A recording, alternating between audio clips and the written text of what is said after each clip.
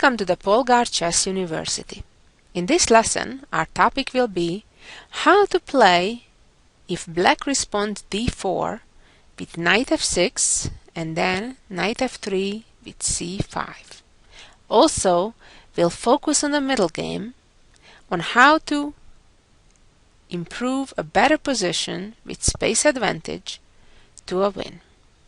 Let's get started with our game that was played between Gustafsson and Bezold.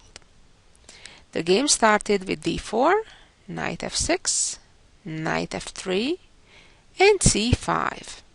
You may wonder about White's second move, knight f3. How come White did not continue by playing c4? Well, one of the reasons that many players prefer to play knight f3 rather than c4 on the second move is to avoid some gambits such as the Banker gambit or even the Budapest gambit. Right now, White has several choices, but clearly the most ambitious and best of them is to advance the pawn to d5, as we shall see in the game that we're examining. Other playable options would be to play e3 or c3. Capturing the pawn on c5 wouldn't be a great idea because it would give up the pressure, the tension in the center, and black would have no difficulty winning that pawn back. In addition to giving a check with the queen on a5, other perhaps better options would be to play knight a6 or e6 and winning the pawn back that way. There is a famous trap that I certainly urge you to avoid if you would get this position as White, would be to play bishop f4 and then after the exchange of pawns, capturing back with a knight would be already suicidal because that would allow the famous trap of forking White's bishop and knight, and if bishop captures the pawn, then all of a sudden comes bishop a5 check, winning White's bishop. Okay, so let's go back and proceed with the main move, the best choice for White, which is playing d5 right now. And here black has numerous choices. Beyond the game continuation, which was d6 right now for black, black can also choose, for example, to play b5, kind of a la Banker gambit. However, the fact that White has withheld the c2, c4 pawn move gives the game a whole new different dimension. In fact, the problem is that black, although not right away, will have to face an a2, a4 move sometime soon, and then either the pawn will have to get traded, in which case black's a7 pawn will become isolated and the target of attack. Black usually will have trouble protecting the b5 pawn with a6 because White could just trade and then the rook on a8 would be unprotected. And pushing the pawn through with b4 would result in weakening the c4 square, the same c4 square that normally would have White's pawn, but now it doesn't. On the other hand, that very square on c4 will become available for the White knight going to d2 and then c4 being a beautiful blockading position and outpost. Although, as I said, it's not right away that White would play a4, here the best option is considered to play bishop g5 with the idea to trade on f6, create double pawns for black, and then occupy the center with e4. Okay, let's move on and continue with the actual game where black played d6 in this position. The other options actually I wanted to mention are playing e6. When White has the choice to play c4, when the game would transpose to a normal Benoni, or the alternative, which is pretty tempting actually, is to play knight c3. And positions after general trades on d5, I believe clearly favor White because black has a backward pawn on d7 and white has a pretty solid control of the d5 square and therefore I believe has an advantage. And finally, in this position after d5, in addition to d6 and the other two moves which were already mentioned, g6 is another very well playable option for black, and that pretty much will transpose to the stories that we'll see in the game we're examining. So after d6, white still has the option to play c4 at this moment. However, white's whole idea is not to play c4 and keep that square available in the future for one of the minor pieces, usually the knight, but sometimes even the bishop. So therefore, white plays knight c3, although of course c4 is playable, and that would typically transpose either to the Benoni or some type of banker gambit type position. So after knight c3, black responds with g6, very normal, and white plays e4. Bishop g7, and this is an interesting key moment of this opening. White naturally could play some bishop e2 or such developing move, but it is considered the most ambitious and best option to give a check at this moment. It at first looks kind of strange. What is the bishop doing there? Black can block the check and then eventually kick the bishop back with a6. However, the point of the check of this move is to create a disharmony between the black pieces.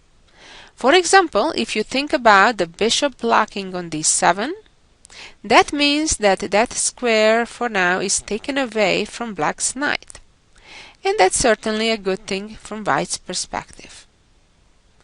White in this position generally would respond with a4, with the idea that if the bishop trades on b5, white could capture back with the a pawn and open up the a file for the rook, and that rook would then pressure black's a7 pawn. Okay, let's go back and see how our game continued. Black played knight to b to d7 in this position, blocking the check, and just like after the bishop move, white's best response is to play a4. Let me demonstrate why that move is important. If white instead, in this position, would castle, then black would have the opportunity to play a6, and then when white's bishop retreats, then black would play b5. And that would be an achievement for black in this case. So let's go back and see how the game continued after the correct move a4. Black castled, and so did white. As we can see, the trouble for black right now is the inactivity of the bishop on c8. That bishop is a problem in many openings, including the French defense or the Queen's Gambit. But also in this example, we can see that that bishop has hard time developing, and even when it develops, it has hard time finding a potential target. And that's exactly why it is a good idea to give the bishop b5 check, because without that, when the black knight is not forced to go to d7, black usually intends to develop that bishop from c8 to g4, and usually not minding to trade that bishop for white's knight on f3. It's better to get rid of it than to have an inactive piece. So this variation oftentimes is around that, whether that bishop gets to go to g4 or not. And oftentimes, exactly for that reason, white would play a move like h3, preventing that bishop pin on g4. Black right now played knight to e8 with the idea to then relocate the knight to c7 to aid a future a6 and b5 queenside pawn march. And now another important moment in the game, white played rook e1. Of course, it's a natural move, putting the rook in the center to prepare a future pawn advance in the center with e4, e5, which, by the way, is one of the key plans that white has in this opening. But the other important element of this move is, which we'll see right after black's next move, after knight c7, when now all of a sudden the bishop has a very convenient hiding place on f1. And here black continued by playing b6, trying to develop the bishop to b7 or in some cases to a6. However, as we can tell, the bishop on b7 wouldn't be that great either, because it will bite into the wall of the white pawns. And if black tries to play bishop a6 in these type of positions, white's response typically would be to play knight to b5. So white right now continued with bishop to f4, that's exactly where the bishop belongs in this line, to prepare the center push with e4, e5. Black's response was trying to stop that.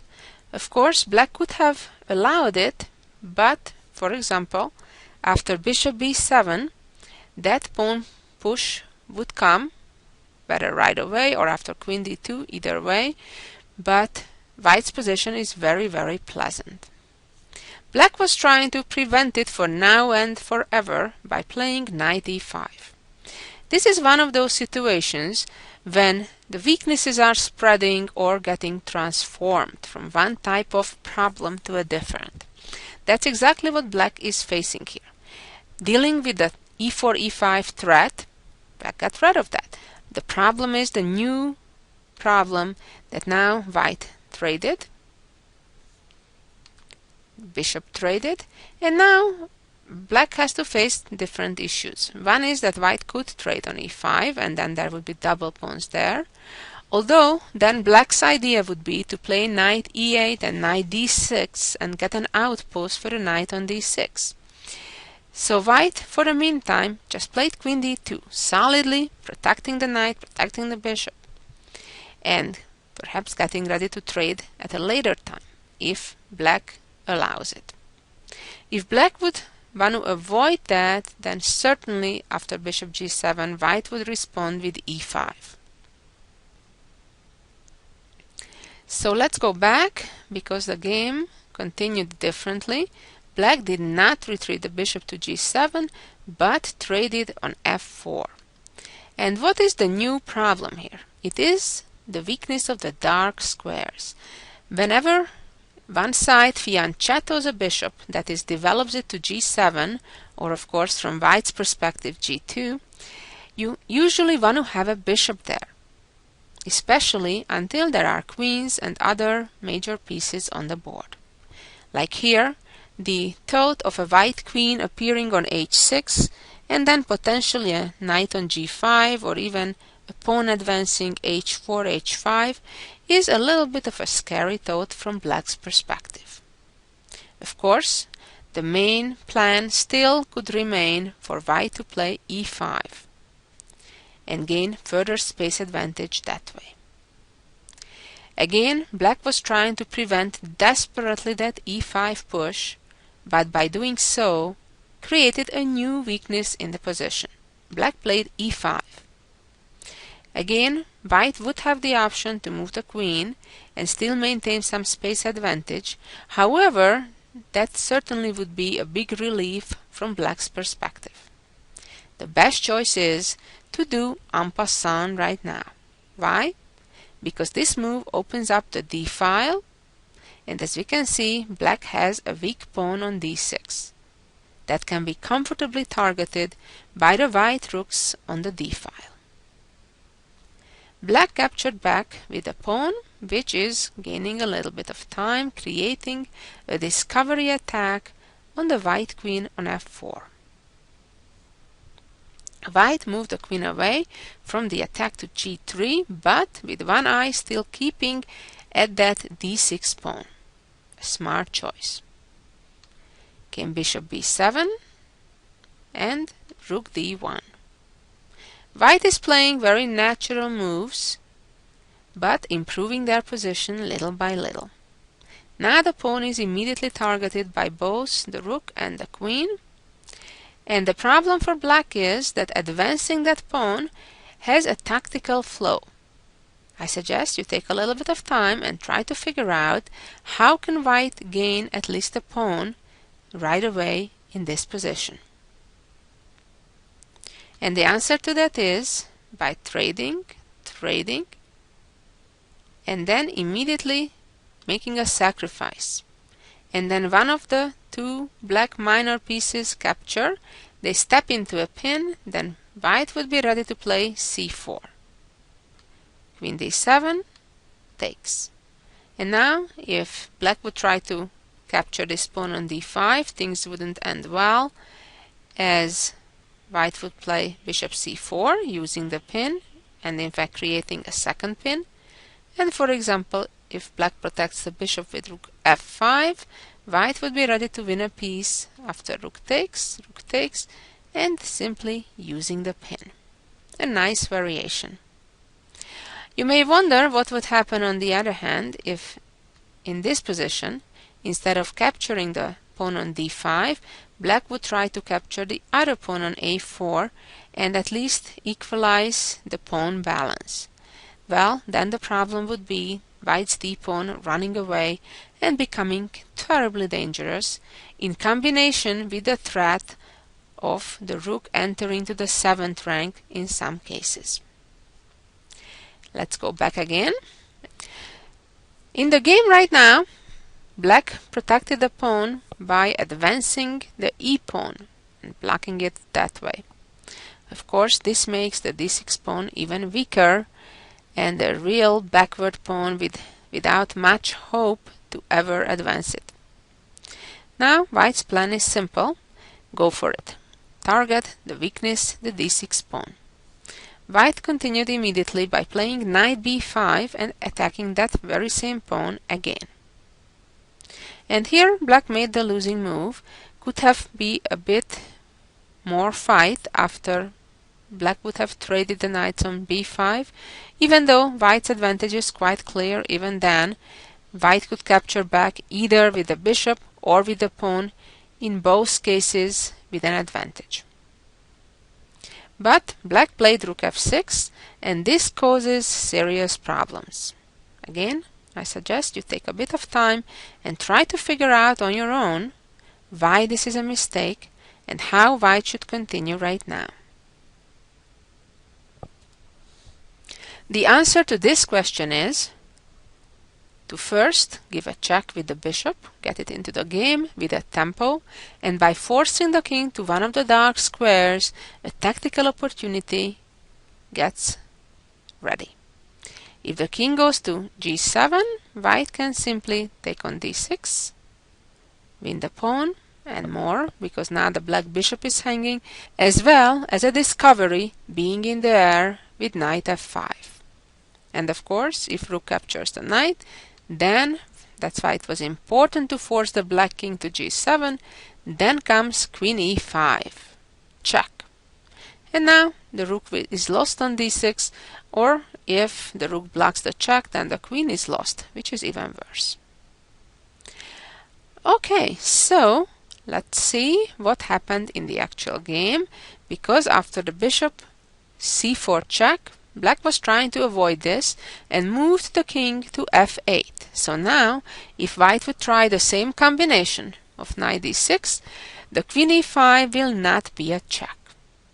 However, nevertheless, the combination still works and wins. White still should play, and did play in the game, knight d6, rook takes d6, and comes queen e5. And we can see that if now black captures the rook, the black king is getting checkmated, queen h8, king e7, queen g7.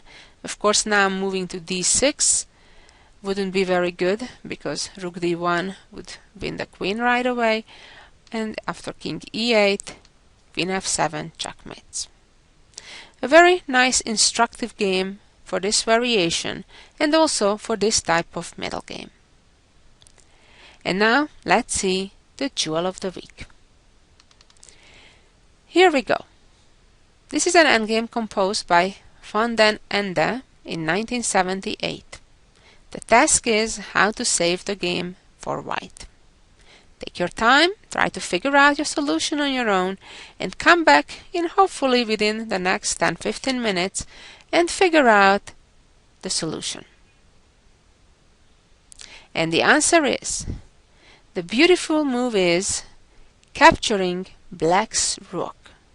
Looks pretty unlikely, but it works. Before we follow up on what the correct choice is, let me mention a couple of the non-correct ones, like knight e6, which would fail because black's queen could run away with a check, queen h2. Or playing d6 wouldn't be the best option either, because black would have an intermediate move by playing knight b2, attacking white's queen, and also protecting the rook on c4 at the same time. So the only correct solution is to sacrifice the queen. Pretty impressive. Now black is pretty much a full queen up. White only has 2 pawns as compensation. However, amazingly, black now cannot avoid perpetual checks. Pretty impressive. Knight f7, check. Knight g5. Now if the black king keeps going back to the corner, then the knight will also keep going back to f7 and black wouldn't make progress. So the only way for black to try to make progress is to move to h6. But then again, the knight check continues from f7. Again, if black wants to make progress, needs to move forward and capture on h5. So now black still is a whole queen up, now only 1 pawn as compensation. But the checks don't end. The second knight enters the game. Knight g3 check. And now we can see the unfortunate positioning of the black queen. Because if the black king now would move to either g6 or g4, all of a sudden it would step into a fork of the other knight.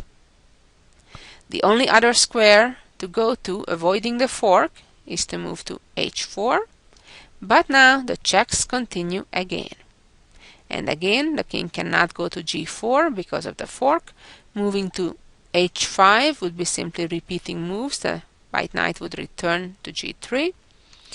And after king h3, the king moving further ahead, again a check continues. And here again, if the king goes to g4, knight forks with knight e3, and then capturing the queen. Very importantly, after that, covering the b6 square. So even though black seemingly could win a knight, the knight on g5, the a pawn then will just march in, being unstoppable. So after the check, the king again needs to go down, and the check continues with knight f3, and the king cannot go all the way into the corner instead of king h3, because after king h1, the checkmate would arrive all of a sudden. Brilliant. And after king h3, we have just repeating moves with knight g5, and the game is over with perpetual checks, draw. Hope you enjoyed this truly amazing endgame and the lesson. Thank you for listening, and be back next week for some more chess ideas. Thank you. Bye-bye.